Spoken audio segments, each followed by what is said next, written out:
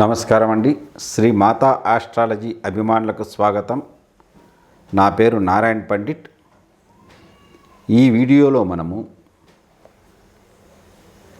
నాడీ జ్యోతిష్యంలో శని వివిధ రాసుల్లో ఉంటే ఎటువంటి ఫలితాలు ఇస్తాడనే విషయాన్ని తెలుసుకుందాం.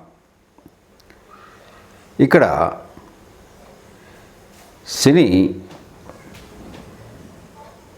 మేషరాశిలో ఎటువంటి ఫలితాలు ఇస్తాడు, వృషభ రాశిలో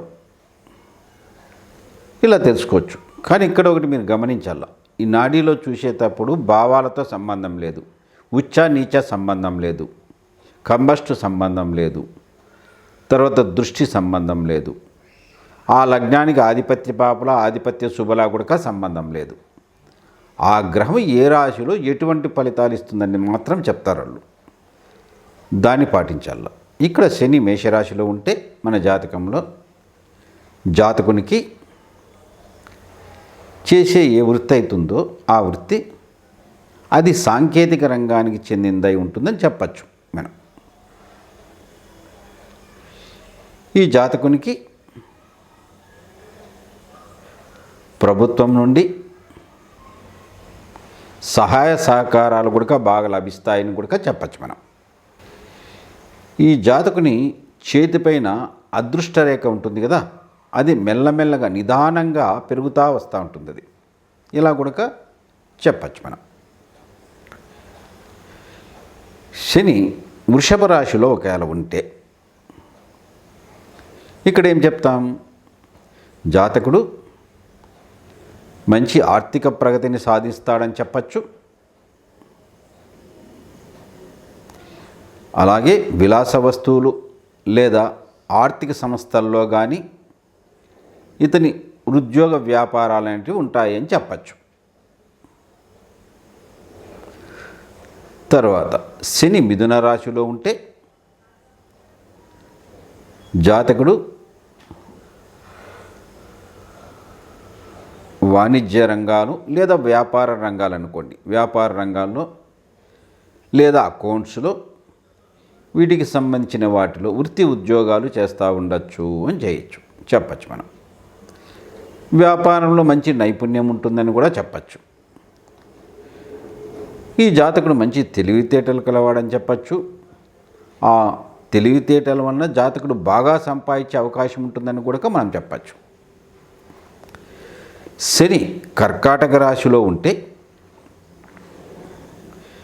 జాతకుని వృత్తి కళలకు సంబంధించినది లేదా ద్రవ పదార్థాలకు సంబంధించినది లేదా ప్రయాణాలకు సంబంధించినది, ట్రాన్స్పోర్ట్ లాంటివి కూడా కావచ్చు. అయితే జాతకుడు ఇతరులతో మోసపోయే అవకాశం అయితే ఉంటుంది. శని సింహరాశిలో ఉంటే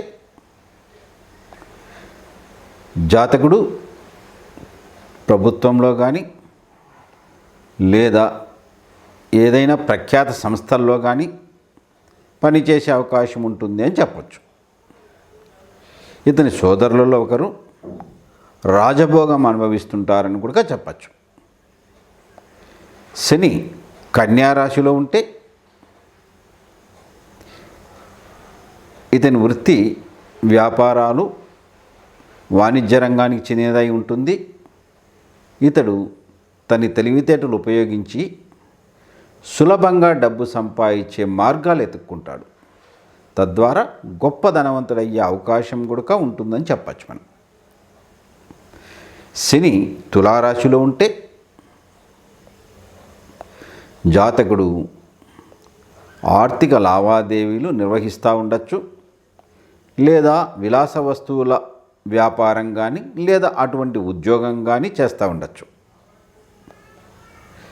ఇతని జీవితంలో వృద్ధిలోకి వస్తాడని కూడా చెప్పచ్చు మనం.